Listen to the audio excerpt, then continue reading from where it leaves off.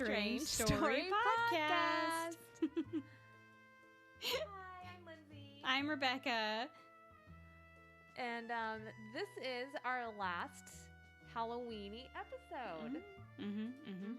There was number one, there was a miscommunication. Number two, when we record, it's before the next, month. Sure.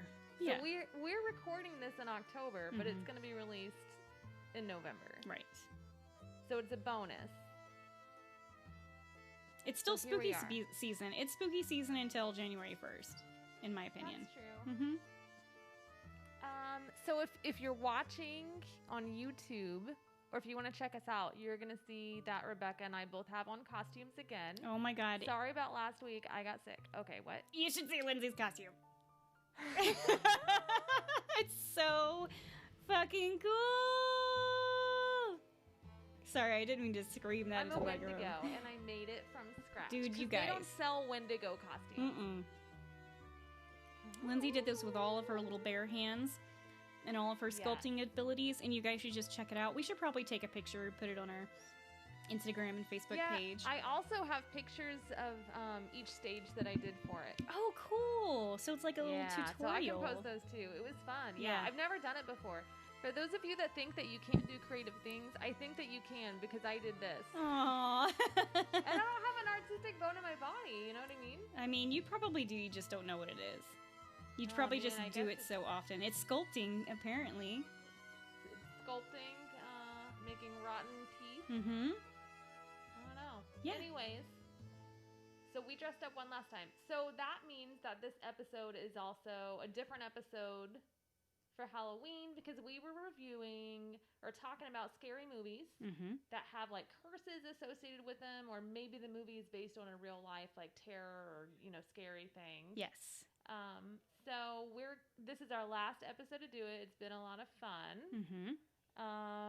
What episode number is this, man? I am so glad that you brought that up. Oh, It's episode 100. Ah! Yeah. Dude, how cool That's is so that? perfect. I dressed up as a Wendigo for the 100th episode. I know. Did you even know what a Wendigo was when we began this? started? Yeah. No, I had no idea. Yeah. 2 years ago, I had no clue. Yeah. No idea. I don't know if my sound is bad or not. I'm probably going to have to take this off. And you know what? Hold on, everybody. I'm just going to keep on talking while you take it off. Okay, keep talking. But you know what else? This may be like our our anniversary episode too. Wait a minute. You're kidding me. No, because I This think is our anniversary? Like, this is the first time we did an episode? because whenever we release it, it will be our anniversary episode because we started in November 2018. That is so crazy. Isn't that cool? Yes. Yes. Okay, wait. I have one more thing. Okay. So there was one day that I dressed up, or the last one I dressed up like Nancy, right? Yes. So I was really supposed to be you, but my costume didn't really come together. And while I was scrambling to come up with something, this is one of the solutions I came up with. That's awesome. Yeah, I was going to glue it to my face. That's my Instagram picture. Yeah, I just felt really bad, so I didn't do it. But it's still in the apartment, obviously, and me and my boyfriend keep finding it in random places, and we'll be like, ah! We'll be like, Becky. I'm with you always. It's really funny. Which, by the way, actually, my boyfriend is owed a lot of credit for creativity with that mask. Actually, the mask wouldn't have happened if it wouldn't have been for him, number one. Because he made me work on it, and it would remind me, like, don't you think you should work on it? But he also gave me so much, like, he showed me a lot of things to do with it. So I just wanted to thank him because he added a lot. If he hadn't have been, it never would have happened. Yeah. I probably would have stopped at just the antlers, and I'd have been like, this is good enough. And I would have painted my face. Yeah. I'll just paint my face like a skull, and then everything will be fine. Yeah. It'll be fine. Yeah, and we should note that I went with the Western, or not even the Westernized, but the Pop culture. I don't know what we would kind call of. it. Yeah, the whole culture with a deer head Right. or a deer skull. Uh-huh. Yeah, because it's really a human. I guess I should put that out there. A Wendigo is a human. It's not an animal. But everybody associates it with a deer skull. A deer head. Mhm. Yeah. But I think those look much cooler. Mm-hmm. And so that's why I chose that one. It's my favorite. Anyways, that mask is probably just going to go on my wall after this. I love it. It's so cool. Episode 100, our anniversary episode. Yeah. I didn't even know what a Wendigo was when we first started. Yeah. People can change everybody. Okay, so I have a question for you too. Oh, okay. I kind of saved all this information. I wasn't sure if you knew it was episode 100 or not. I kind of wanted it to be a surprise, and then thinking that it was probably our anniversary as well. Like, okay, so do you remember in episode 1 you were like, I don't believe any of this stuff? Yeah. Like, okay, and I asked you, maybe by one, or I told you, maybe by 100, I'm going to ask you, do you believe in this stuff now? Yeah, absolutely. It's everybody's own reality no matter what. True. You know what I mean? Mm-hmm. Like, if somebody thinks it happened to them, like, I believe them. It happened to them. And I've never seen a Wendigo, like, but if people see it, I believe it. Yeah. I believe you. And what you have to share is valuable. Oh, and there's no reason to shame anybody over this stuff. No. It's so stupid. It's stupid. Yeah. Don't ask anybody to prove it. Mm-hmm. Well, wait a minute. We didn't even talk about how you're Ripley. Lindsay, it doesn't even matter because your costume stole the show. Like, I was so surprised. It was so awesome. Yeah, by the way, I'm Ripley. My hair is so fucking curly, you guys. It's usually down to the middle of my back, and it is shoulder length right now. Yeah. It's super fucking curly. Yeah, and I'm really And you've got the whole onesie going on. I don't want to take this off. Like, besides the fact that it's really itchy, it is so comfortable. Really? The first day that I got this, I got it out of the package and I put it on to see if it fit, and it was a little bit large. But like, I was just like, I kind of want to just hang out in this, and I wore it all day. My husband was out like working or hanging out with his friends or something, and so like I sat down and like I watched TV and I ate my dinner. Like, I just hung out in this it's like I think they're called coveralls. And it just zips up. I'm totally gonna get those onesie pajamas. This is basically a onesie pajama, except you can wear it to work. That's such a good idea. Yeah, I love it. Cozy. Yeah, I went for Ripley. I fucking love Ripley, obviously, and that's it. I'm gonna do an impression of Ripley. Oh, okay. Okay, ready? No. We're going. That was so good. That's breaking quarantine. You know the rules. You sounded just like her. You did so good. The way you said no, it sounded just fucking like her. Wow. Okay. I'm so excited. I'm glad. Oh, also, I'm so sorry, and thank you, Rebecca, for doing a show last week. I became extremely sick, and all I can tell everybody is you have to advocate for yourself, because doctors don't always advocate for what's best for you. Mm-hmm. So advocate for yourself. Oh, my cat is laying in... okay, never mind. Sorry. I'm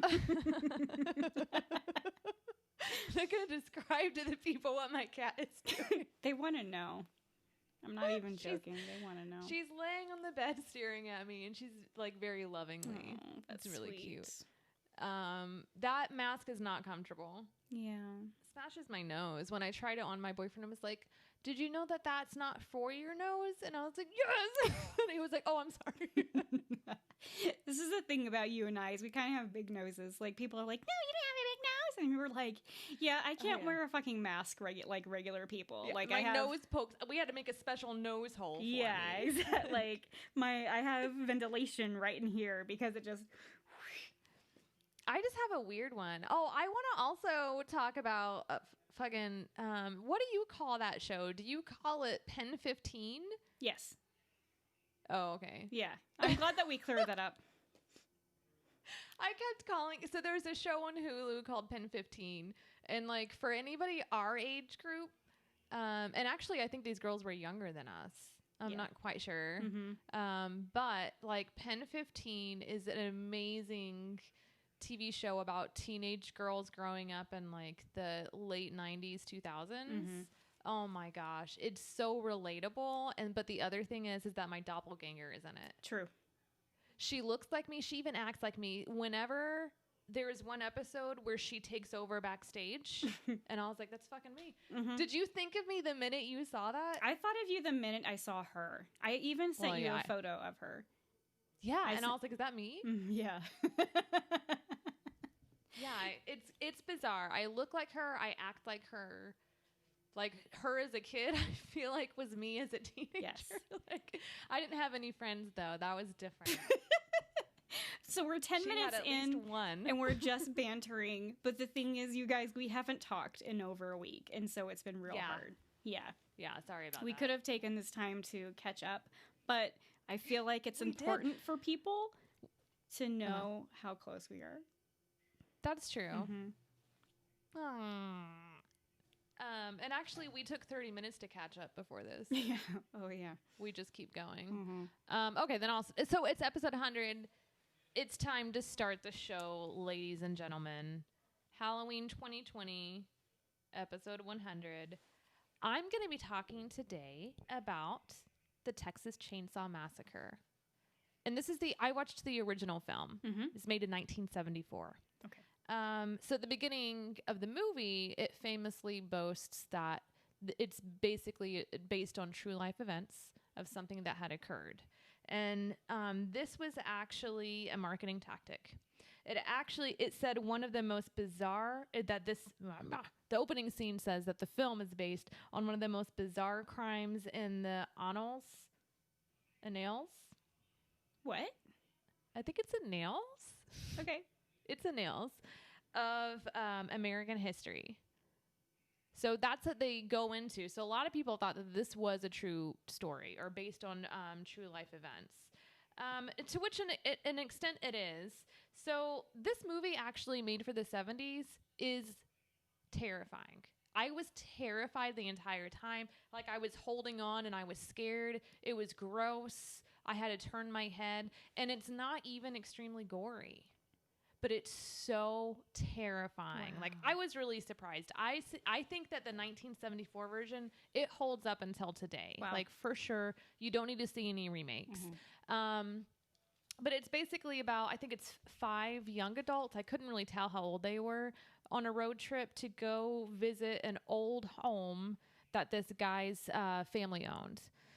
There was allegedly like a swimming hole out the back, and it was just supposed to be this great place to grow up, and they wanted to go visit it. I think the family may have been wealthy. I'm not quite sure. So on the way there, they pick up a hitchhiker. It's the 70s. That's what happened. And it was this guy that was just really bizarre. He had kind of weird behavior. He was fascinated with knives. He cut himself. He cut somebody else in the van whenever they're driving. He took a picture of them and then burned it. Like, just real weird behavior. They kicked him out and they kept going. But they get to the home that they wanted to visit, and then they kind of split off. Some people go to the swimming hole. One person uses a wheelchair for mobility, and so they can't go anywhere, and they have to stay kind of in the same area. So they split off, and then eventually they all wander to this house. And the house is kind of back behind theirs.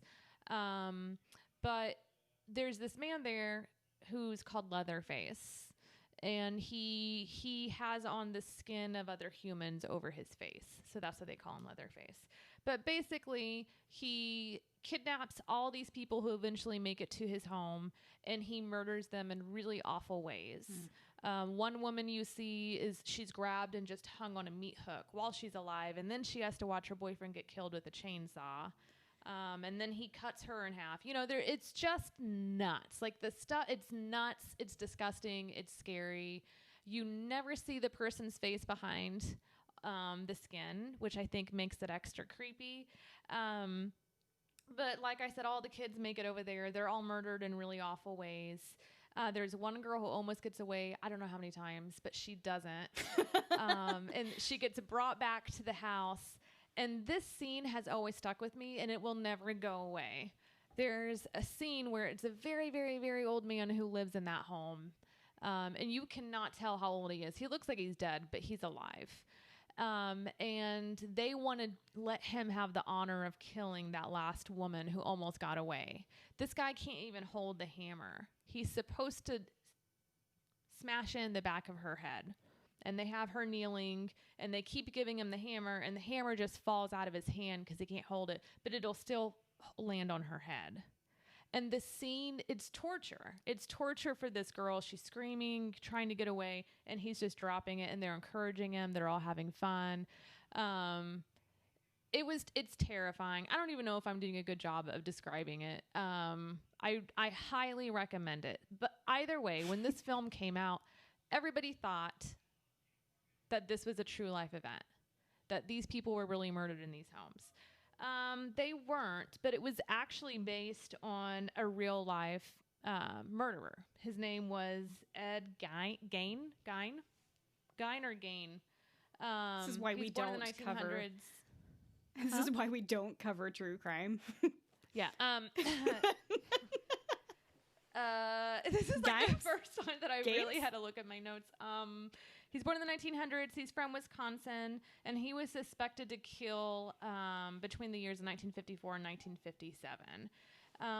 He grew up with his family on a farm, and his mother was very, very religious. She was very, very strict, and she instilled in him and his brother at a very young age that women were like fucking evil and to stay away from them, and especially if they were women who liked to have sex. The article referred to the women who were loose, and I took offense to that and said it's women who like. Can you believe that actually goes in articles? Yeah. Like they still say loose women. Are you fucking kidding me? I know. Like Jesus Christ. Jeez. God. Okay. So sexist. I'm mad. Okay. So trying to decide where to start. I'm sorry. It's okay. This is what happens. Anyways, whenever he was found there in his home, the home looked very similar to what's in the movie. The layout was pretty much the same, and the outside of the house was the same. He really did wear human skin. So this guy, which they refer to as Leatherface, so he wore female skin. Allegedly because he wanted to be a woman was one theory. He was very feminine or considered feminine growing up is how he was described. He didn't have a lot of friends. He was very much an introvert. And if he tried to have friends, he actually got in trouble for it. Oh. But he wanted to be female allegedly. He even went to the extent is that he had a vest made of skin that had female breasts, and it also had female genitalia that he would cover up his own with. And this probably reminds you of a couple other movies. Mm-hmm. Hannibal is probably one you're thinking of. Silence of the Lambs. And so, Silence of the Lamb, yeah. Mm-hmm. So he also influenced that character. Mm-hmm. Isn't that so fucking weird? Yeah. That these like terrorizing, like scary movies are based on real life. Like nobody else would have gotten that idea, maybe. I don't know. Did he use a chainsaw to kill people? Apparently no. A lot of his victims were found to have like pistol wounds, like shot in the head. Okay. Whenever they went into his home to find him, there was a woman who was found hanging from the rafters upside down in the kitchen, and she had been gutted. And there was also a woman who was found outside in his shed who was gutted. Wow. Yeah. I have a little more about his upbringing. His father was also an alcoholic. He was very, very, very defensive of his mother. And I believe he would get very angry with his brother because his brother would criticize his mom a lot. And at one point, he and his brother were outside battling a fire that was near their farm. And whenever they were done, Ed went back and he couldn't find his brother, so he called the police. And when the police found him, he was dead. His body wasn't in the fire, and he had bruises on his head. And whenever the coroner came back, they said he died of asphyxiation. Wow. And but apparently Ed was ruled out as a alleged perpetrator because he was so shy. Nobody thought he would do something like that. Oh man. I know. So then it was just he and his mom, and he lived with his mom until she died. And then once she died is when all of the murders allegedly happened. So he learned about the anatomy. He also loved to study the awful torture and experiments that were conducted in concentration camps. And then he started to dig up recently deceased women who are around the age of his mother. And he would dig them up so that he could take off their skin. And he would usually keep their sexual organs too. Wow. So he got caught because he got connected to a woman who had disappeared in the city. And he was the last person that they knew had seen her. I don't know how they knew that. But anyways, whenever they went to the house, they knew immediately because there was human skin all over the house. He had lampshades made of human skin. Oh, that's he had upholstery, upholstery for chairs made from human skin. He had skulls that had like jaws ripped from them and like adhered to the other side. He did some weird things with the bones, like made weird sculptures with them. What was the other thing that was weird? Oh, he had a belt made of nipples. He had skulls on his bedpost. He had leggings made out of women's skin, a corset made of skin. He had a box full of female private parts. I don't know what that means because my whole body is private. Like, I don't know. I've had it with all these fucking articles, man. Clear upholstery. There was a waste basket. They found 9 skinned faces of women in his house. In all, they decided that there were about 15 bodies that they found in his home at the time. So, of course, he's arrested. So he spent 10 years in a hospital to help him maybe rehabilitate. They put him in there for mental illness until he was fit for trial, which they decided he was. But he was also found guilty of murder, and he was also criminally insane. So he spent the rest of his life in 2 different hospitals to help support him for his mental illness or whatever it was that he had going on with him. He died at the age of 77 in 1984. Wow. Yeah. That's a lot. I know. It was real. Yeah. So that gives me nightmares more than any like horror story or paranormal thing ever, which is why personally I can't do true crime. There's 2 reasons, actually. 2, because it's real life and people are terrible. And it just makes me to be afraid to be on my own in my own house. But 2, it also, like, in a way, glorifies the killer. Like, we didn't know any of these victims' names, but we know who this guy is. Exactly. Yeah. And I think that just having that kind of like romanticizing in a way the serial killer is a shitty thing to do. It just totally dishonors the people that have died, in my opinion. And then also, I don't know. I'm just going to stop right there. That's just why my personal thing, why I don't like true crime. Well, and the other thing with it, and I'm kind of glad that I found a lot on the history of him. Because we also forget that people aren't born serial killers. Like, they're made. Like, people who do awful things, they're not born that way. Yeah. So that's... I like that they at least included some of that in a lot of the research. But, yeah. Man, that's it. Yeah. But a lot of people think the Texas Chainsaw Massacre, like what we saw in the movie, they think that happened. And they think it was in Texas. I wonder why they thought it was... I wonder why they put Texas in there. That's weird. I didn't find anything in that. Anyways, that's my movie. I mean, that sounds better than Nebraska Chainsaw Massacre. Wisconsin Chainsaw Massacre. California Chainsaw Massacre. Colorado Chainsaw Massacre. It just doesn't roll off the tongue like Texas. Texas. Yeah. A bunch of... never mind. Whoa. Almost too far. You put the record in your mouth. Okay. I voted. She was sick on death's door and voted. The day that I felt better, I said, I'm going to go vote. Yeah. And like, I took off, and it literally took 11 minutes. Wow, that's awesome. To get there, to vote, and come home. Gosh. Like, it was amazing. In and out, dude. Early voting. It's going to be over by the time this comes out. Yeah. So, hope you guys did that. Yeah. Yeah. Okay, tell me what you're doing. Okay, so first I'm going to talk to you about Audible. Okay. Tell me. So I'm going to tell you about Audible. So Okay. I am listening to a new book, and I'm giving you complete credit for this because What? you sent me that article about Mothman sighting in Chicago. And so I decided that I wanted to read or listen to the Mothman prophecies. Okay. So I did. So I started listening to the book, and in the interim, I watched the movie, which, just for anybody who hasn't seen it, the Mothman Prophecies movie is loosely based off of the book.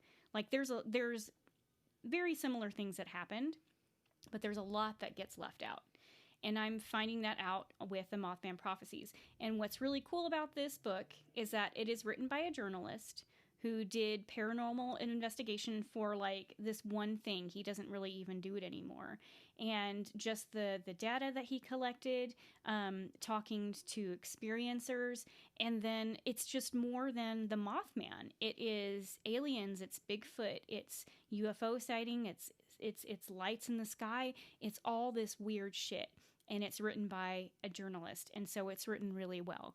I love the book. It's about 9 hours long. I did have to use a credit for it, but completely worth it. And then there's still so many other things that I can listen to that are part of your membership, I guess, your subscription. So if that's something that sounds like you might get some value out of, if you'd like to listen to the book, you can go to audibletrial.com/strange story and sign up for free 30 days.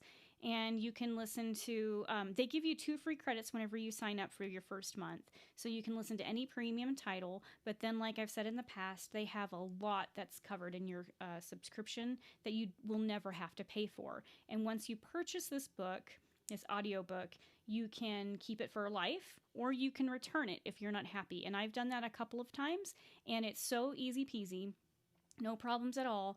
And then there's other things that you can listen to. So like podcasts and the news and wellness services, and that's all included in the price as well. So it's about $15.95 a month.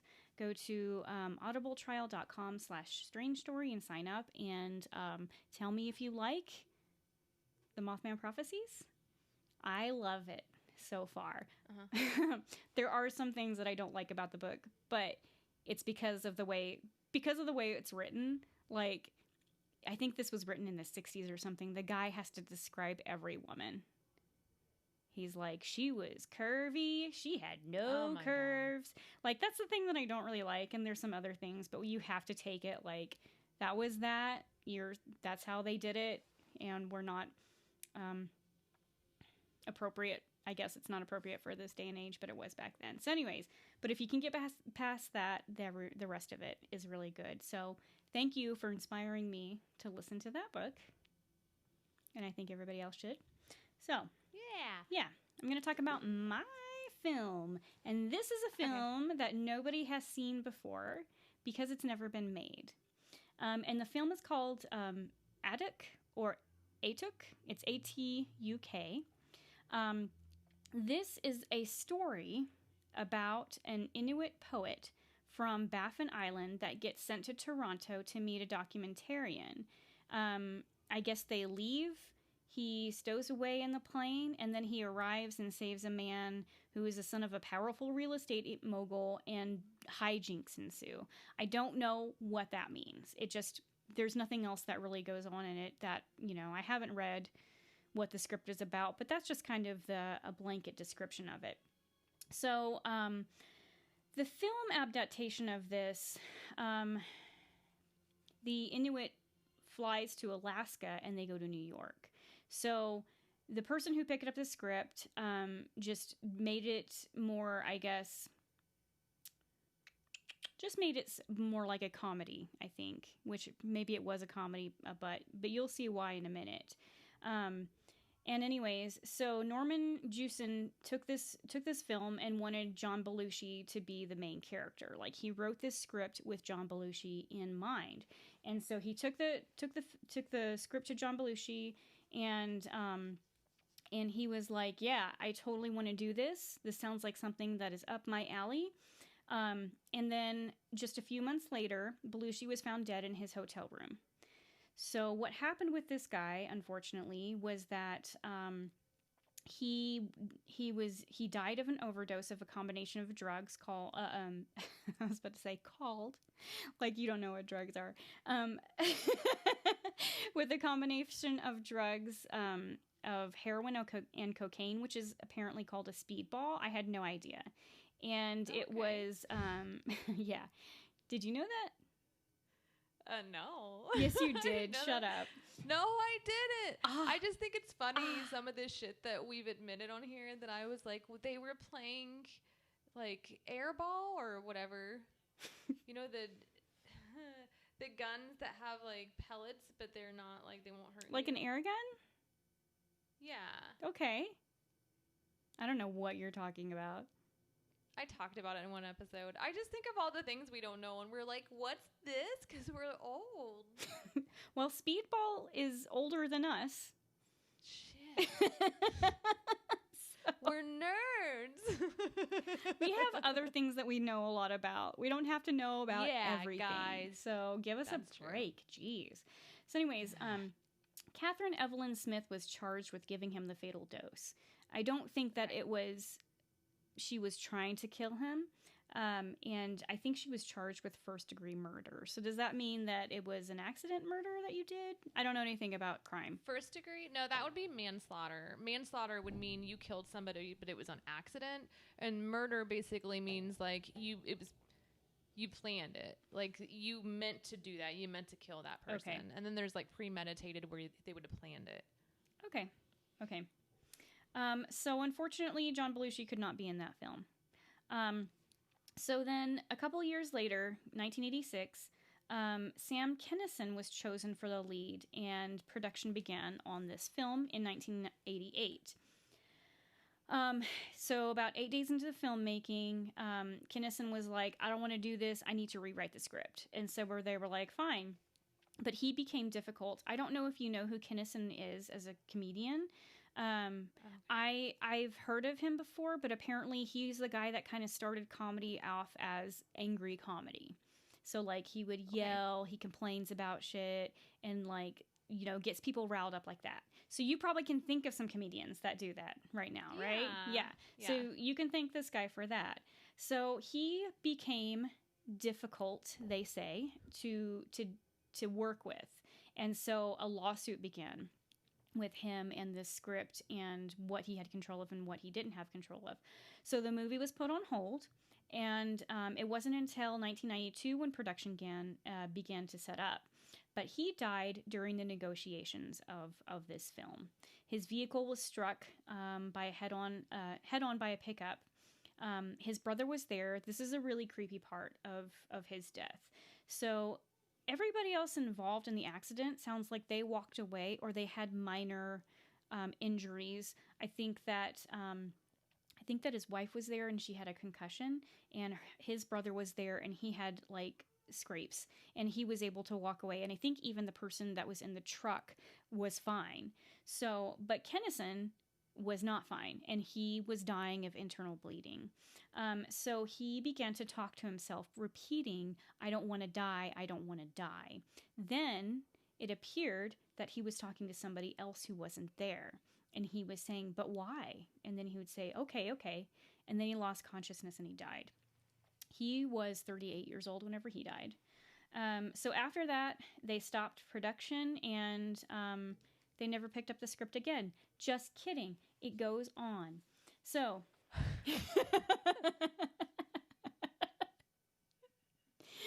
one script needs to kill more comedians. And this is where it's going to get personal for you and me, okay? In 1994, John Candy was asked to be in this film. Oh, yeah. no. Yeah. It's just going to get worse. So John Candy was asked to be in the film, and he was thrilled. And then a few months later, he died. He died at 43 from a heart attack. Before he died, he asked his friend, Michael O'Donoghue, and I don't know who that is, and I'm very sorry, to perhaps join the cast. And guess what happened to that guy? He died. He died that same year. He passed away of cerebral hemorrhage. Apparently, he had a lifelong battle with headaches.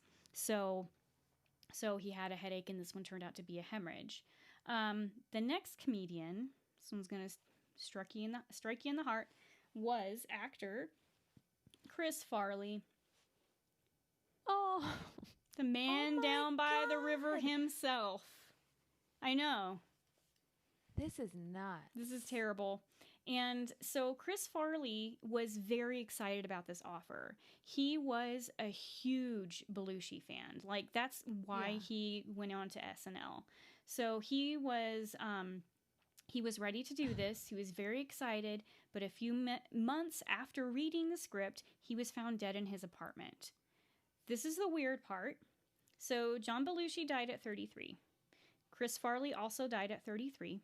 And he died from a speedball overdose as well. Oh, man, those poor guys. I know.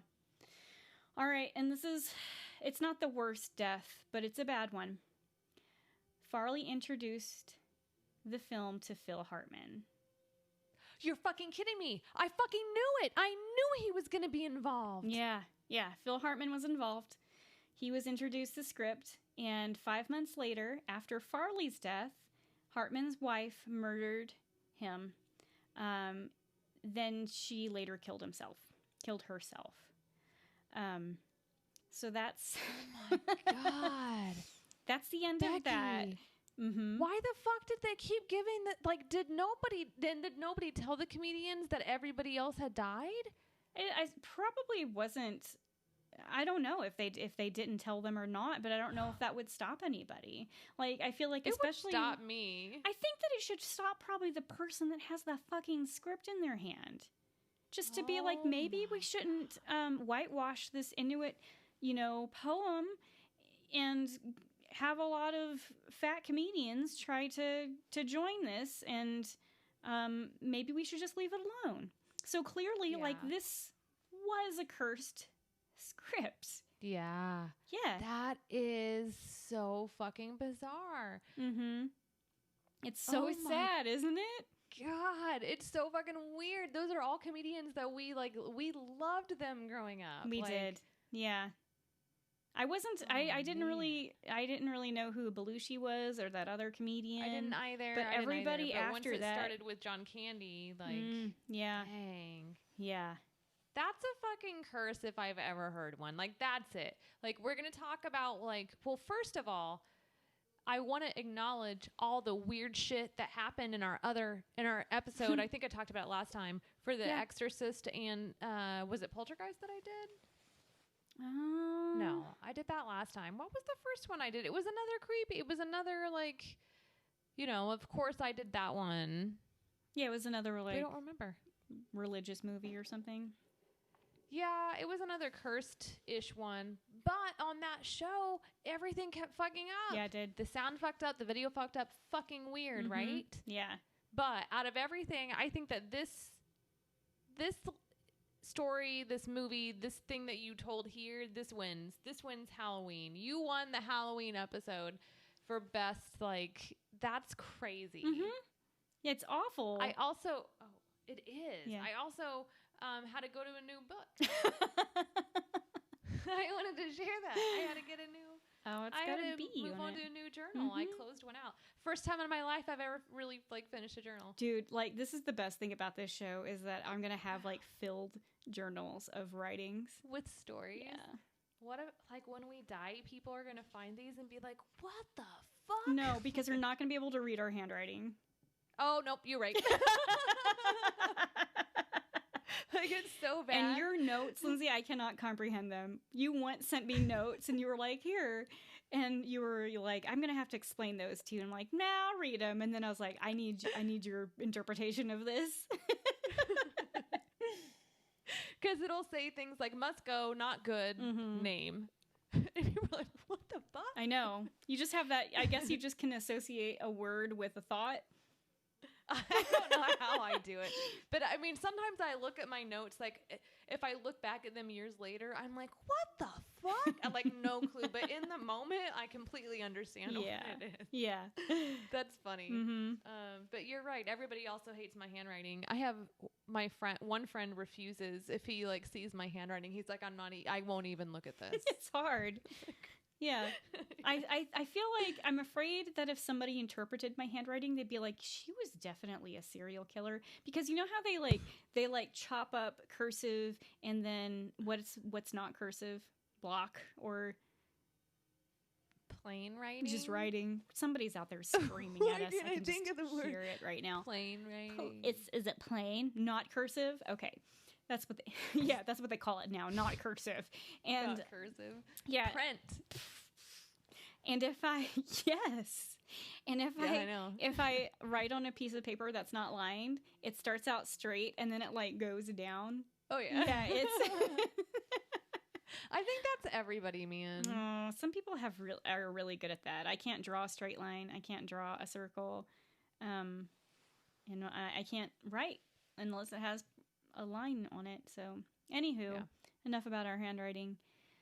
Yeah, guys. Sorry about that. Sorry, we're just bullshitting again. Yeah, Halloween is over, so, this is your last fun episode. It's all back to serious conversation.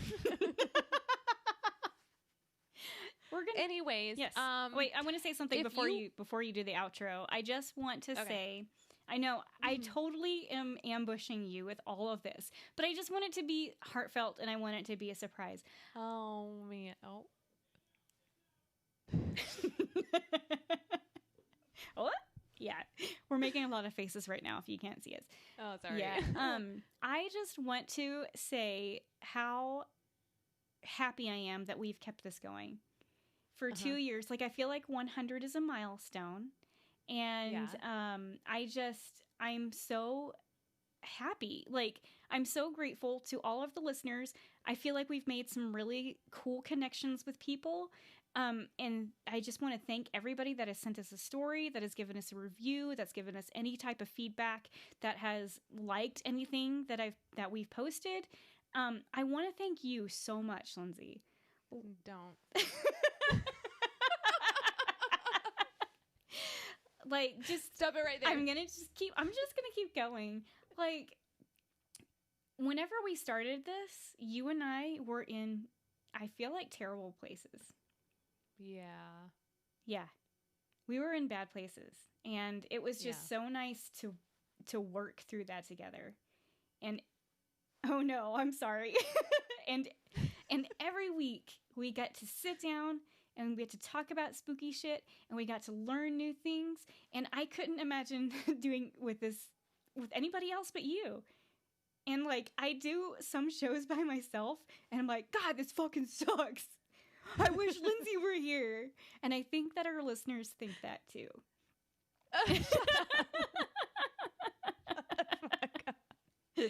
So I think about some of the stuff that I say sometimes, and I'm crying. And thank you. Mm-hmm. I am the coldest person you will ever meet. I don't believe that. Oh, okay. Well, just because I don't think of stuff like that. Oh man. But I was thinking. I speak from my heart way too much. Like, I feel bad for. Oh my God, for my friends sometimes, because it's probably a little bit overwhelming. I don't know if I do or do not. I think real negatively of myself. But however, I was thinking today as I was taking notes. Because you'll even see, like, in my notes, I said episode, and I couldn't remember what episode it was. And then I got on my phone. I got a new phone. So I was logged out of Anchor, so I couldn't see what episode we were on. So I was like, well, fuck it. And I just didn't write it down. But I was, like, thinking back, I was like, is a Wendigo a demon or an evil spirit? Or is it human? And I was like, God, I remember one episode I explained it, and I was like, I don't know how much bullshit I spew. Sometimes I think I remember, but I'm not remembering correctly. Like, I don't know how many times I've, like, just gotten shit blatantly wrong on the show, and I'm like, and I'm the expert here. No. You should always fact check us. No, we just a disclaimer, we never claim to be professionals or have abundance of knowledge of these things. It's usually learn as you go. And we have Wikipedia to thank for that. So, it's helpful. It is helpful. I also want to thank the Paranormality podcast union that we're a part of. It's probably not called a union, but I'm a little bit drunk right now. And because I've met some really awesome people. There's so many good podcasts on that group, and you guys should all check them out. They're all, creepy, spooky. There's probably a lot of people that are way more knowledgeable than us, and I just want to thank you so much for allowing us to be in your group, giving us so much advice, and just helping us with promoting us and having faith in us. And and thank you so much to all those people. Oh my God. I'm going to cut all this out. Becky. No, you're so sweet. All right. Thank you. Well, I have nothing else to say. Oh, yes, I do. Actually, I want to thank personally Saul and Greg from Nerds from the Crypt, because I feel like they are our podcast besties. Yeah. Thank you guys so much for coming on the show so much and letting us come on yours. That's it. I'm done. Thanks, everybody. If you have a story, we believe you, and we would love to talk about it. So send it in to us at ihaveastrangestorypodcast@gmail.com, and we can share your experience with everybody else. Yeah, and subscribe, rate, and review us. If you do give us a review, please give us a nice one, and take a snapshot of it and send it to our email address with your mailing address, and we will mail you some stickers. We haven't done that in a while, so if you want to do that, just let us know. And do you have anything else you want to say? Wasn't there something you wanted to say? I don't think so. Something you wanted to say? About believing or something? What am I supposed to say? Okay, never mind. I'm a believer. I'm a believer. Normal is new. No, it's okay. Wait, it's what all right. did I say? No, Okay. it's all right. Okay. We'll figure it. Okay. We should have talked about this before. Okay. Bye.